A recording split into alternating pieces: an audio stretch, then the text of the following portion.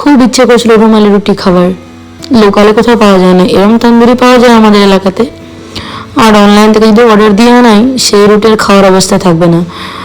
রুমালি রুটি যতটা আমি ভিডিও দেখে বুঝেছি যে ময়দা আর একটু সামান্য আটা, মানে 2 কাপ যদি ময়দা থাকে তো একদম হাফ কাপের মতো আটা আর কি।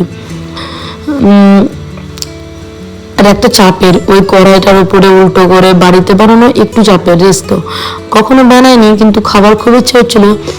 আর খাবার একটা এমন জিনিস যেটা ইচ্ছে হলে মনকে কখনো কষ্ট দেওয়া উচিত না, কষ্ট করে হলেও বানিয়ে নেওয়া উচিত।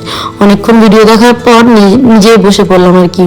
2 কাপ আটা মানে ময়দা নিয়েছিলাম, 1 কাপের মতো একটু আটা নিয়েছিলাম। ওই দেখলেই তোমরা পরিমাণটা, একটু সামান্য নুন চিনি আর সাদা তেল। আর মাখবো হচ্ছে একটু হালকা সামান্য গরম দুধ দিয়ে আর কি। দিয়ে দেখো মানে এটা তো আমার পরিষ্কারই থাকে, এমনিও তো আমি রান্নাঘর কতবার যে পরিষ্কার করি আর কি। দিয়ে একটু সামান্য তেল দিয়ে ভালো করে আটাটাকে মাখছি আর কি।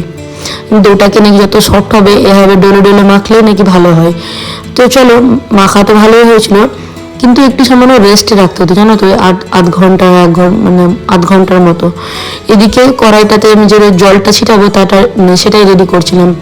জল আর লবণ, বেশ পরিমাণে লবণ দিয়ে ওই একটা মিশ্রণ রেডি করলাম।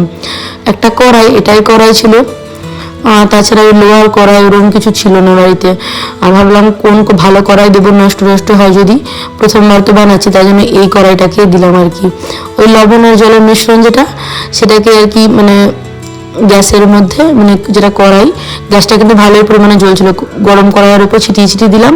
ওই লবণের একটা মানে প্রলেপ তৈরি হলো আর কি।